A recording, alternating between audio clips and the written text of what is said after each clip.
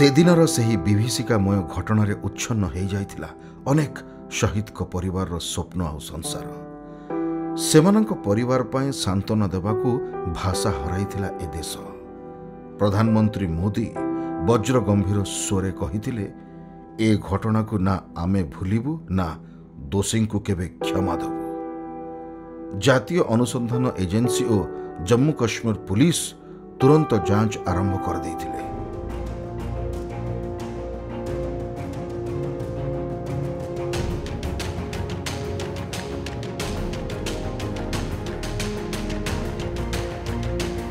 जना पड़िथिला जे उक्त आत्मघाती कार रे 80 किलोग्राम रो आरडीएक्स और अमोनिया नाइट्रेट सहित मोट 300 किलोग्राम रो विस्फोरक थिला। आउ कम समय मध्यरे एहा पछरे षडयंत्रकारी को चिन्हट करिबारे सफलता मिलिथिला।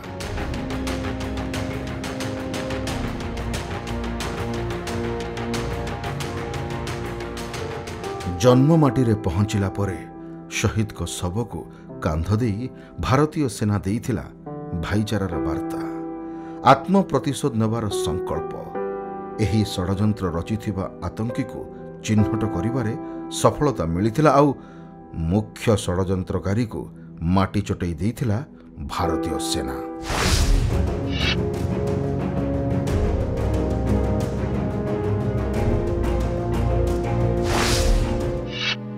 पिला तो से समय फास्ट से पिला किसी कम कर पाठ पढ़ा से पाठ पढ़ी तार से जब अटेंड कला। अटेंड कराया के रिटायर्ड समय थिला बढ़ेदेला बढ़ेदा जाइए पो पूजा कर सारिक जाइए असुविधा से चाकरी कर चाकरी केते लोक राजी होती के राजी होती आम से राजी ना से देखला मुझे जॉबटा नहीं करी से हिसाब से जॉब करते गाँव में समय आसे हाथ मिलमिशी कार्य करे ठाकुर भल भल अनुष्ठान से कार्य करे गुरु केतटा कि कर समय लोक मान दुख टोटाली बहुत कर। पुओ अच्छी झील अच्छी पत्नी अच्छी से तोलिथिबा सुंदर घर भी सेमिति सजई होई छिड़ा हेछि, तथापि असंपूर्ण लागुछि सबकिछि।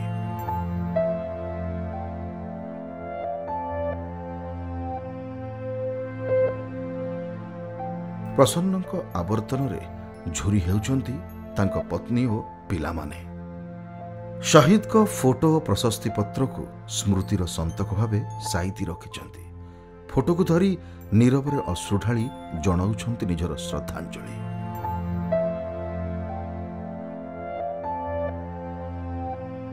स्वामी अनुपस्थिति रे स्वामी प्रतिटी काम करने को गला बेले तांको अनेक कष्ट करने को पड़ुछि। अन्यपटे दुख को पछ करी गोटे शहीद स्त्री हिसाब रे आज गर्व करती प्रसन्न पत्नी। बोधुए शहीद हेबा प्रसन्न भाग्य रे थिला, आउ विधि ए सब को आगुरु निर्घंट करिथिला। प्रसन्न सेनारो चाकरी काल सरी जाइथिला।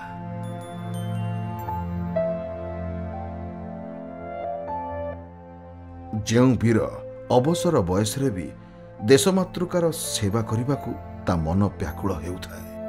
सरकारी नियम अनुसार अवधि पुणी 3 वर्ष बढ़िबारु प्रसन्न खुशी रे देशमातृकार सुरक्षा रे निजको निमज्जित करथिले।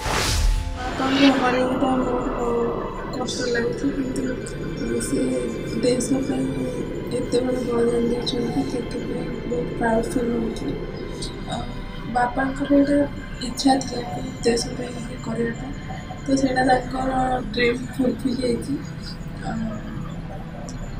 घरे किसी प्रॉब्लम है किसी लोक जॉब कर किसी प्रॉब्लम है बापा बहुत तो असुविधा आसले भी सब ब्रेवली फेस करने